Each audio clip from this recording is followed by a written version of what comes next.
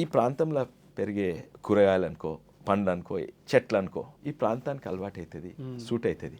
ఈ వెదర్కు, ఈ మట్టికి, మన నీళ్లకు, ఈ మట్టి నీళ్ళు వెదర్ ఇదే కాదు, ఉష్ణోగ్రత ఇదే కాక, టెంపరేచర్ ఇదే కాక, మన బ్యాక్టీరియా, గాలిలో ఉన్న బ్యాక్టీరియా, భూమిలో ఉన్న బ్యాక్టీరియా, భూమికి ఉన్న బ్యాక్టీరియా, అదే కాక పురుగులు, భూమి మీద ఉన్న పురుగులు, భూమిలో ఉన్న పురుగులు, భూమి లోపల అనుకుంటారు, వీటన్నిటికీ సూట్ అయితే ఇక్కడ పెరుగుతున్నాయి. ఆనపకాయలైనా, బీరకాయలైనా, లేకుంటే పొనగంటి కూర అయినా పెరుగుతున్నది. నువ్వు ఎప్పుడైనా ఎవరైనా రైతు దగ్గర సింపుల్ లాజిక్, ఎవరైనా చిన్నదాన్ని అని అంటే కొర్రలు, ఎవడైనా కొర్రలకు ఫర్టిలైజర్ వేస్తారా?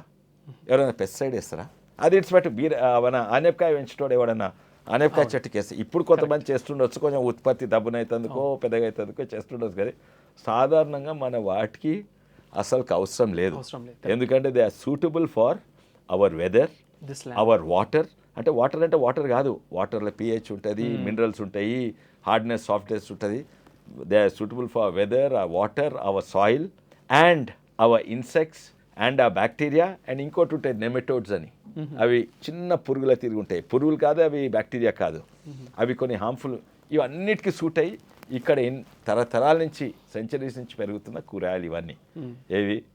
కద్దు, కరేలా, హిందీలో అంతా కద్దు, కరేలా, ఇవన్నీ, ఆనపకాయ, కాకరకాయ, ఇవన్నీ కూడా. అయితే ఇవి naturally organic and naturally hybrid, ఇక మంచిగా పెరుగుతాయి. ఇంతలా మన హెల్త్కి కూడా, మన బాడీకి కరెక్ట్ సూట్ అవుతాయి.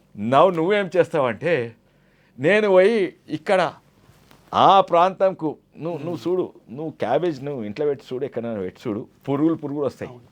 Correct sir. ఈ ప్రాంతానికి సూట్ కాంది ఇక్కడ తెచ్చినావు. ఇప్పుడు దానికి నీళ్లు 10 సార్లు పోయాలి, దానికి ఈ వెదర్ సూట్ కాదు, హైబ్రిడ్ చేయాలి. వెదర్ సూట్ అవుతుంది హైబ్రిడ్, అది హైబ్రిడ్ ఈ సాయిల్కు ఓన్లీ 10 ఏళ్ళ సూట్ అయింది, ఇవేమో 1000 ఏళ్ళ ఇవి సూట్ అయినాయి, అక్లమటైజ్ అయినాయి.